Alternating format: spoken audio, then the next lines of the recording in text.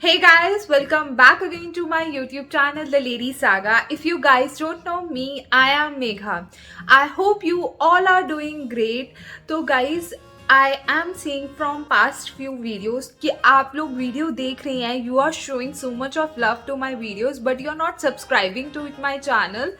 So I request you all कि अगर आप वीडियो देख रहे हैं please subscribe to it, because अगर आप सब्सक्राइब करेंगे तभी मुझे आइडिया होगा कि आपको मेरा कंटेंट अच्छा लग रहा है and I should be posting more such videos. And one more thing, अगर आपके पास कोई सजेशन है कि I should be making video in on this very particular topic, तो आप कमेंट सेक्शन में डाल सकते हैं कि मुझे किस टॉपिक पे वीडियो बनानी चाहिए. I will be making videos on those topics जो आपको चाहिए. तो गाइज, जो सबसे बड़ा question most of the employees के दिमाग में आता है, I being myself an employee, वो ये है कि नोटिस पीरियड क्या सर्व करना ज़रूरी है. अगर हम रिज़ाइन कर देते हैं किसी कंपनी से, सो इज़ इट मैंडेटरी कि हमें नोटिस पीरियड सर्व करना चाहिए.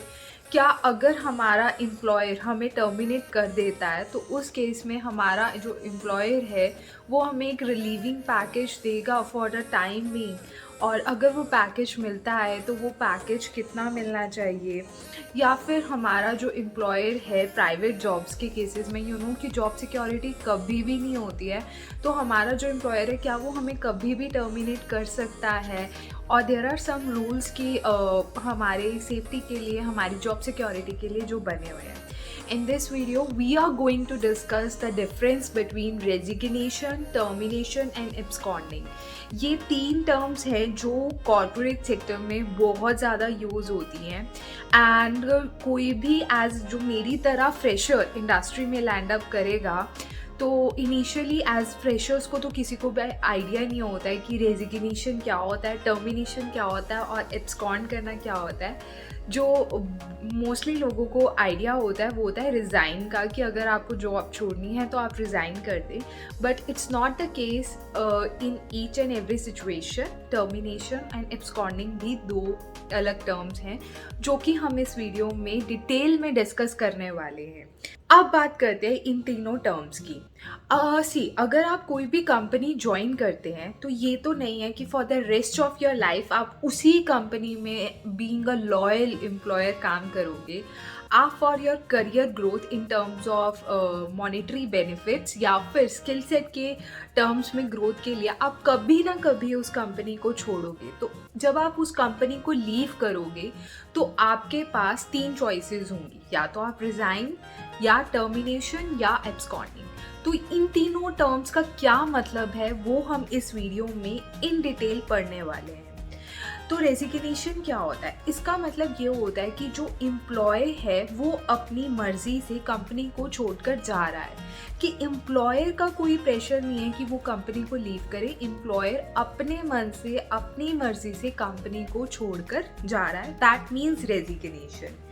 इस केस में जो एम्प्लॉय है वो कंपनी को रेजिग्नेशन लेटर देता है और बताता है कि वो कंपनी में जो काम है उनका वो आगे और नहीं कंटिन्यू कर पाएगा.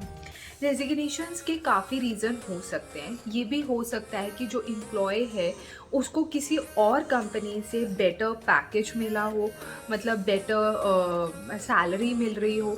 या हो सकता है कि जो एम्प्लॉय है जो उस कंपनी में काम कर रहा है, इन टर्म्स ऑफ स्किल्स उसकी ग्रोथ ना हो रही हो, तो उसने डिसीज़न लिया हो कि वो कंपनी चेंज करे एंड वो अपने स्किल सेट को अपग्रेड करे. या हो सकता है उसे उस कंपनी का वर्क कल्चर अच्छा ना लग रहा हो.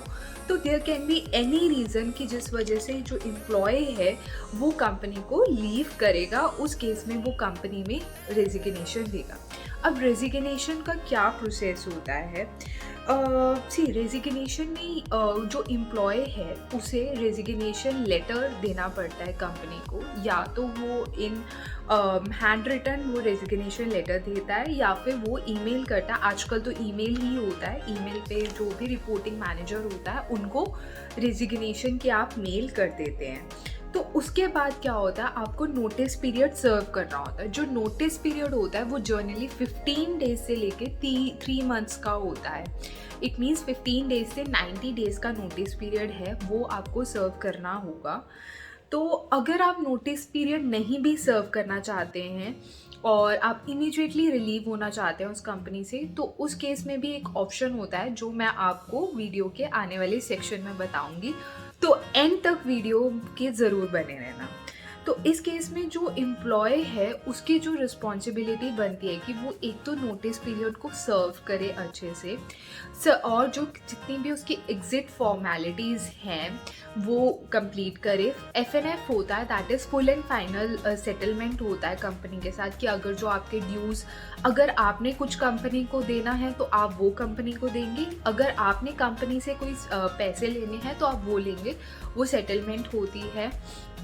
अगर आपकी ग्रेचुटी है तो आप ग्रेचुटी लेते हैं, एंड अगर आपका EPF है तो उसमें वो एग्ज़िट डेट कंपनी डालती है कि अब ये हमारे साथ एम्प्लॉयर की जो एम्प्लॉयर है वो आगे नहीं कंटिन्यू करेगा, जो एम्प्लॉय है वो आगे अपनी जॉब नहीं कंटिन्यू करेगा, he will be pursuing with some other company. और उस केस में वो EPF में एग्ज़िट डेट मेंशन करते हैं, जो कि बहुत ज़रूरी है कि सही एग्ज़िट डेट मेंशन होना उस EPF में बहुत ज़्यादा ज़रूरी है।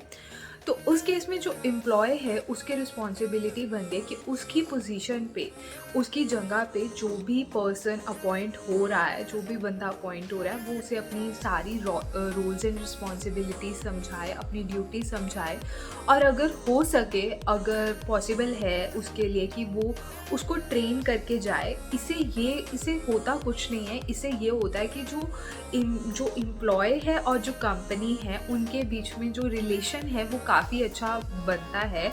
तो हो सकता है कि अगर आप कुछ सालों के बाद वापस से रीजॉइन करना चाहते हैं अपनी कंपनी को at some better position, better designation, तो उस केस में कंपनी आपको अपॉइंट करते हुए इन सब फैक्टर्स को कंसिडरेशन में रखती है।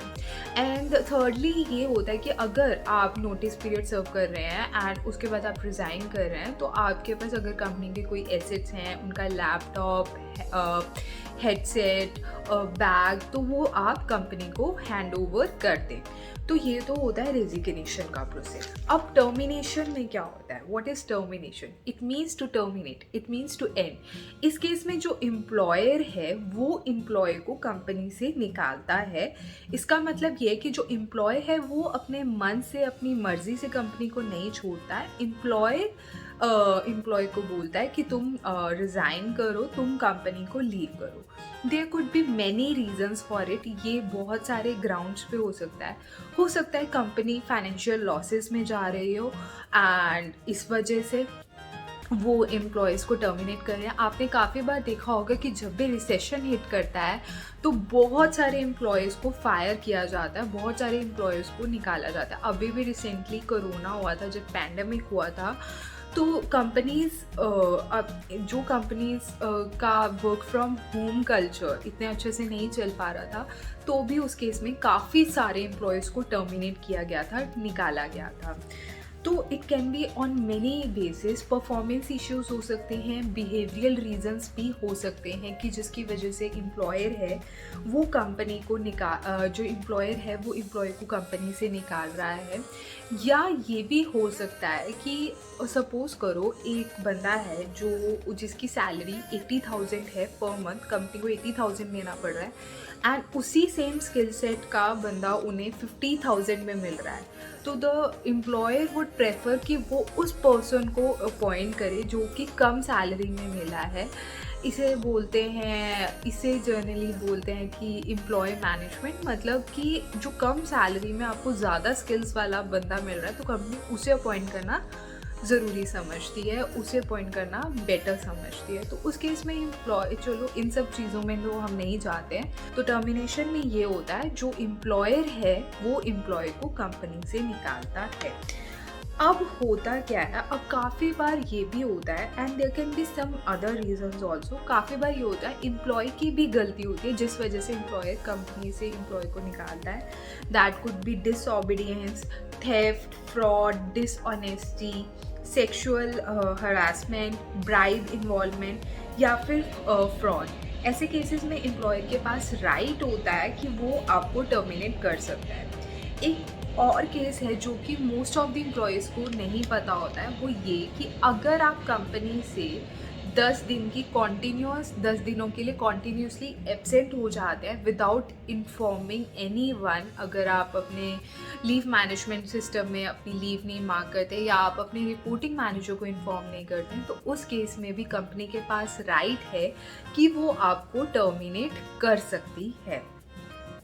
फैक्ट्री एक्ट के अकॉर्डिंग एक हमारा गवर्नमेंट ने अलग अलग एक्ट्स फ्रेम किए हैं। तो एक फैक्ट्रीज एक्ट है। फैक्ट्री एक्ट के अकॉर्डिंग ये है कि अगर किसी भी कंपनी का, किसी भी इंडस्ट्री का जो हेड काउंट है इट्स मोर देन 10,000 एम्प्लॉयज़, तो उन्हें किसी भी एम्प्लॉय को निकालने से पहले गवर्नमेंट की परमिशन लेनी होगी। ऐसे केसेस में जो कंपनीज हैं वो एम्प्लॉय को बोलते हैं कि वो अपना रेजिग्नेशन लेटर दे, ताकि जो सारा प्रोसेस है वो एक कॉर्डियल मैनर में हो जाए, किसी को भी झंझट ना हो ना। एंड उसके बदले में वो उन्हें एक अच्छा लेटर ऑफ रिकमेंडेशन ये सब देने के लिए बोलते हैं कि वो सब बदले में उन्हें अच्छा एक लेटर ऑफ रिकमेंडेशन देंगे। एंड एम्प्लॉय के लिए भी यही फ़ायदा रहता है कि अगर वो खुद से रिज़ाइन कर दे तो उन्हें एक अच्छा लेटर ऑफ रिकमेंडेशन मिलता है, जो कि आगे बहुत, जब वो दूसरी कंपनी ज्वाइन करते हैं तो बहुत ज़्यादा इम्पैक्ट क्रिएट करता है वो वहाँ पे। अब क्या होता है, जो लास्ट केस होता है दैट इज़ एब्सकॉन्डिंग। एब्सकॉन्डिंग वाला केस मोस्टली जितने भी फ्रेशर्स होते हैं उनको नहीं पता होता, या जितने भी यंगस्टर्स होते हैं उनके लिए नहीं होता, उनको नहीं पता होता कि एब्सकॉन्ड का मतलब क्या है। एब्सकॉन्ड का मतलब ये होता है, सपोज़ आपने कोई कंपनी ज्वाइन करी और आपने कुछ देर काम किया एंड आपने डिसाइड किया कि आपको वो कंपनी छोड़नी है, तो बिना कोई फॉर्मेलिटीज़ कंप्लीट किए, बिना नोटिस पीरियड सर्व किए, बिना एसेट्स को रिटर्न किया अगर आप उस कंपनी को छोड़ देते हैं, तो उस केस में कंपनी आपको ब्लैकलिस्ट कर देती है। एंड वो कब करेगी, अगर सपोज करो आप कंपनी में कुछ दिनों के लिए एब्सेंट हैं और आप नहीं आ रहे हैं, तो कंपनी से कोई ना कोई आपको कांटेक्ट करने की कोशिश करेगा through calls and emails, and आप उनका भी रिप्लाई नहीं कर रहे हैं। एंड काफ़ी केसेस में तो ये होता है कि जो एम्प्लॉयर्स हैं वो अपना एड्रेस तक चेंज कर लेते हैं, वो अपना करंट एड्रेस ही कंपनी में गलत देते हैं। तो उस केसेस में कंपनी जो होती है वो एम्प्लॉयज़ को एब्सकॉन्ड कर देती है। एब्सकॉन्ड का मतलब ये होता है कि वो अपने सिस्टम में डाल देते हैं कि उन्होंने इस एम्प्लॉय को ब्लैकलिस्ट कर दिया है और आगे आने वाले टाइम में वो इस एम्प्लॉय को वापस से हायर नहीं करेंगे। तो जो अगर आप उस कंपनी में वापस से भी अप्लाई करेंगे, तो जब आपके डॉक्यूमेंट्स लिए जाएंगे तो उनके सिस्टम में रिफ्लेक्ट हो जाएगा कि आप एब्सकॉन्ड हैं और आपने पहले बिना बताए जॉब को छोड़ दिया है। तो आई वुड सजेस्ट कि एब्सकॉन्ड वाला केस आप कभी भी किसी भी कंपनी के साथ मत करें, आप उनका नोटिस पीरियड सर्व करें। एंड अगर आपके पास कोई एसेट्स हैं तो आप उन एसेट्स को रिटर्न कर दें, जैसे कि लैपटॉप, हेडसेट कुछ भी है, तो आप उन सभी फॉर्मेलिटीज़ को कंप्लीट करके ही कंपनी को लीव करें। अब काफ़ी बार क्या होता है, एम्प्लॉयज़ हैं वो नोटिस पीरियड नहीं सर्व करना चाहते। What if you don't want to serve the notice period, आप नोटिस पीरियड को सर्व नहीं करना चाहते, तो उस केस में क्या होगा। सबसे पहले तो हमारा जो गवर्नमेंट ने जो रूल्स फ्रेम किए हैं वर्कर्स के लिए, वो ये किए हैं कि वो किसी भी एम्प्लॉय को कोई भी कंपनी फोर्स नहीं कर सकती अपने साथ काम करने के लिए। ये मैंने अपनी पिछली वीडियोस में भी आपको एक्सप्लेन किया था कि ये एक लेबर लॉ है, कि अगर आपने वो वीडियो नहीं देखी है, please I would request you कि आप वो वीडियो ज़रूर देखना, जिसमें मैंने टॉप 10 लेबर लॉज बताए हैं कि जिसमें आप वो कितना ज़्यादा ज़रूरी है हर एम्प्लॉय के लिए जानना। तो कोई भी कंपनी किसी भी एम्प्लॉय को कभी भी फोर्स नहीं कर सकती कि वो उनके साथ काम करे। बट अगर आप नोटिस पीरियड नहीं सर्व करना चाहते हैं, उस केस में कंपनी जो एम्प्लॉय को एक ऑप्शन देती है कि वो नोटिस पीरियड को बाय बैक कर सकते हैं। बाय बैक का मतलब ये है कि सपोज़ 2 महीने का आपका नोटिस पीरियड है एंड आपकी 1 महीने की जो सैलरी है वो 25,000 है, तो 2 महीने का नोटिस पीरियड बाय बैक का करने का मतलब ये है कि आपको 2 महीने की सैलरी कंपनी को पे करनी होगी। इट मीन्स आपको 50,000 कंपनी को पे करने होंगे, एंड कंपनी के साथ आपको कंपनी से अपना एक्सपीरियंस लेटर, जितनी भी एग्जिट फॉर्मेलिटीज़ हैं, वो सब कंपनी आपकी पूरी कर देगी एंड आप रिलीव हो जाएंगे। स्टिल उसके बाद अगर आप कंपनी में नहीं काम करना चाहते हैं, इट्स योर चॉइस। एंड अगर आपके पास कंपनी के कोई एसेट्स हैं तो आप उन एसेट्स को भी रिटर्न करें। तो लेकिन बट ये तो कभी भी ये कभी नहीं हुआ, ये कोई भी ऐसा लॉ नहीं है कि कंपनी आपको फोर्स करे कि आपको उनके साथ काम करना पड़ेगा ड्यू टू सम बॉन्ड, या फिर कोई पेपर जिस पे उन्होंने लिखवा लिया हो कि you have to work with the company for at least 2 years या 3 years, जो कि आजकल चलता है। अगर कंपनी उस केस में केस भी करती है तो जो डिसीज़न कोर्ट लेता है वो मोस्ट ऑफ द केसेस में एम्प्लॉयज़ के हक में ही आता है, बिकॉज हमारा जो लॉ है, हमारा जो कानून है, वो किसी भी एम्प्लॉय को फोर्स नहीं कर सकता कि वो किसी कंपनी के साथ काम करें विदाउट देयर विश, उनकी विश के अगेंस्ट। तो आप उस केस में आई वुड सजेस्ट कि आप नोटिस पीरियड या तो बाय कर लें एंड कंपनी के एसेट्स हैं उनको रिटर्न करके अपनी एग्जिट फॉर्मेलिटीज़ कंप्लीट कर लें।